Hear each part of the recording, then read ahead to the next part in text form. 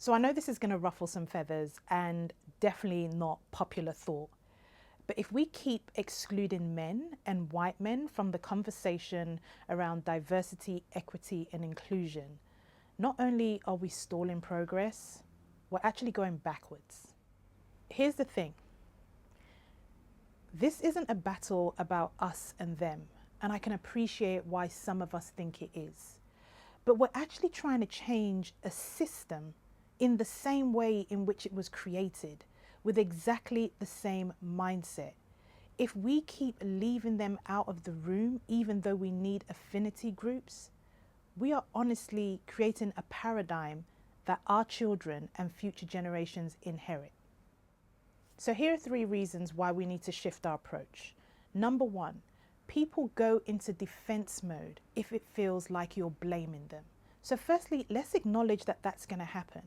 If we use language like male, pale, and stale, if we make the same kind of derogatory jokes that were made against women and gender diverse people, we are not necessarily just as bad, but we're contributing to it. So I just want us to note, without shame, without blame to ourselves, but if we keep doing that, what will happen is that men in particular, who we need as allies and need to be part of the conversation, spend their energy defending themselves rather than supporting a change of equality and equity. Number 2, whether you like this or not, mainly men hold the keys to the system. Now pause. They hold keys to the system that most of us are actually trying to fight for equality within. So when we go out there and we talk about equity, and whether it's International Women's Day or even International Men's Day, we really want you to think about, who are we inviting into the room? How are we speaking?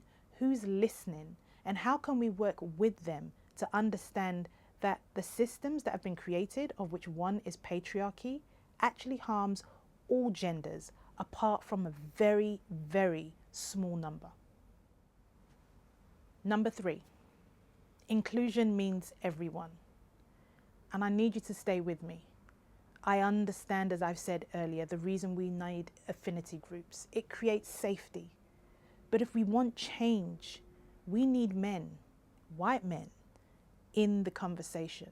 So I'm also speaking to you men who we need as allies. We need to work with you on what's the best way we can share power instead of hoarding it, and to not feel like something is being taken away from us. So these are 3 things that we can do to shift the conversation and therefore shift the impact and actually have the change we are all and have been talking about for decades. I'm going to be honest with you. There has been a point in my life and my career where I've thought, look, men have had the mic for centuries, and most of the time they still do, in the terms of power that we talk about in the world. But one thing I also noticed very quickly is that my son eventually is going to be in the position of these men that we assume all have power. But if I don't include them in the conversation in a way that they can hear me and not defend themselves, then I'm running and going nowhere.